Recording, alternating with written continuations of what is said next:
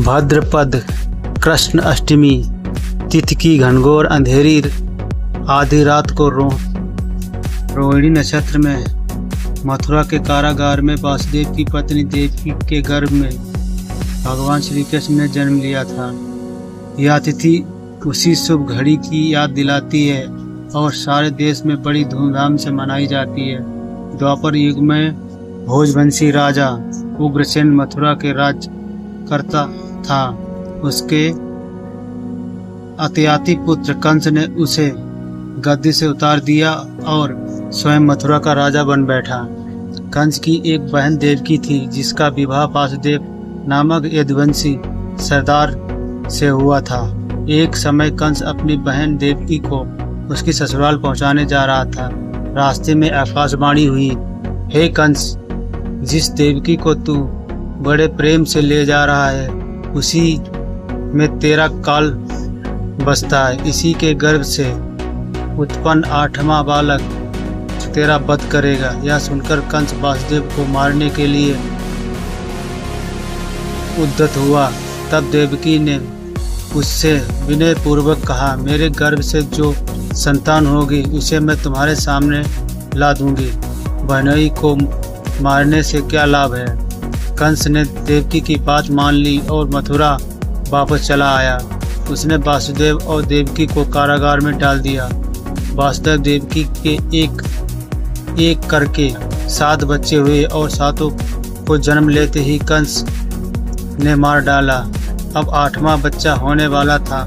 कारागार में उस पर कड़े पहरे बैठा दिए गए। उसी समय नंद की पत्नी यशोदा को भी बच्चा होने वाला था। उन्होंने वासुदेव देवकी के दुखी जीवन को देखकर 8वें बच्चे की रक्षा का उपाय रखा।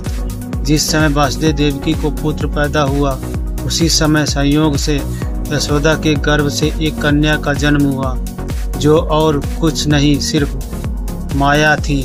जिस कोठरी में देवकी वासुदेव के थे उसमें अचानक प्रकाश हुआ और उसके सामने शंख चक्र गदा पद धारण किए चतुर्भुज भगवान प्रकट हुए।